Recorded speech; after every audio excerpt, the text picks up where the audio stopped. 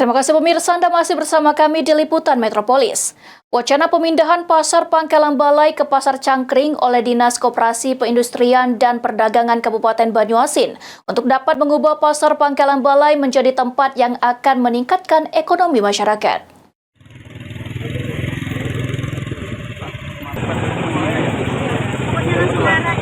Pasar Rakyat Cangkring yang akan menjadi tempat relokasi para pedagang Pasar Pangkalan Balai hampir rampung. Dengan adanya relokasi Pasar Pangkalan Balai tidak akan dibiarkan begitu saja. Dinas Koperindak bersama dinas terkait akan berkoordinasi untuk menjadikan Pasar Pangkalan Balai menjadi tempat yang akan meningkatkan ekonomi masyarakat.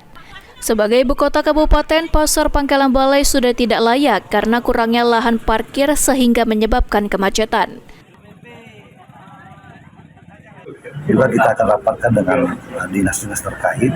Pasar Pangkalan Balai itu tidak boleh mati, tapi bukan dari pasar. Jadi kita usahakan untuk tempat-tempat apalah yang bisa meningkatkan ekonomi masyarakat yang ada di sekitar situ. Jadi kita akan merugikan.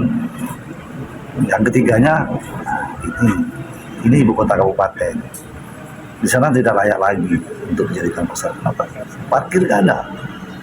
Begitu hari pasar, teman-teman lihat sendiri, menyebabkan kemacetan di jalan lintas timur. Terus selanjutnya juga kita akan mengembangkan kota Pangkalan Balai ini. Jadi pembangunan sambil berjalan, sambil kita tata pasar kita ini supaya lebih baik. Alpian juga mengatakan akan mengembangkan ibu kota kabupaten dengan menata pasar agar menjadi lebih baik ke depannya. Ridho Ilahi, PAL TV.